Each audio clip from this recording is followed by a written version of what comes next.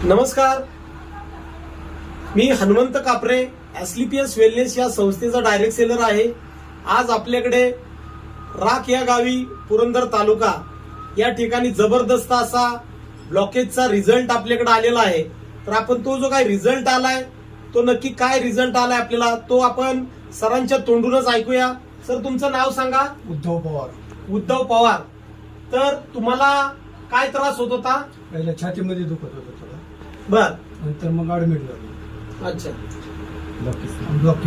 Blockage होतं, admit कुठे झाले होते तुम्ही? बारामतीत। बारामती या ठिकाणी ऍडमिट झाले। तुम्हाला डॉक्टरांनी काय सांगितलं?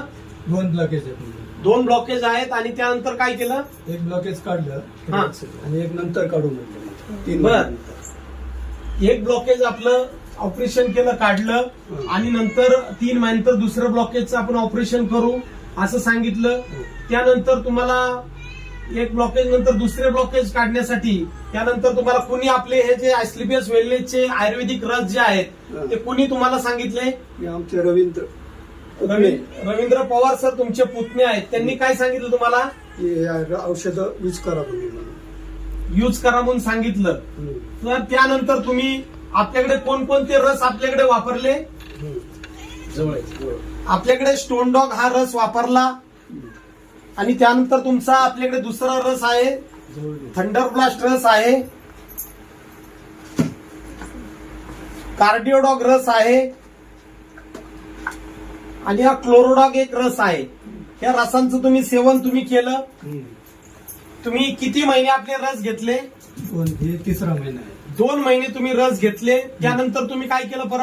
परत चेकिंग केली, परत रिपोर्ट चेक केले आणि त्यानंतर तुम्हाला रिझल्ट कसा आलाय? क्लिअर रिझल्ट आला। आज बघितलं आपण तर रिपोर्ट मध्ये आज आपल्याकडे रिपोर्ट सुद्धा आज आपल्याकडे आहे। 2 महिन्यानंतर ब्लॉकेज 100% आज आपल्याकडे क्लिअर झालेला आपला दोन्ही आपल्याकडे पहिला आणि नंतरचा सुद्धा आपल्याकडे रिपोर्ट आज आपल्याकडे रिपोर्ट आहेत, आपण ते पाहू शकतो। या पत्नी आज आपण बघितलं की आज जो रिझल्ट आला ब्लॉकेजचा की 100% क्लिअर ब्लॉकेजचा रिझल्ट आज आपल्याकडे आला, तर तुम्ही समाधानी आहात? समाधानी, नक्की समाधानी आहात।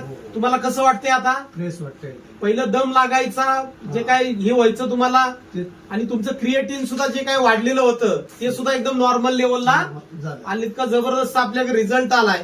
तर आज आपल्याकडे आपण त्यांच्याच पत्नी आहेत, मॅडम आहेत, त्यांना विचारूया। मॅडम, तुम्हाला कसं वाटतंय रिझल्ट आल्याबद्दल? समाधानी वाटतंय, एकदम समाधानी आहात?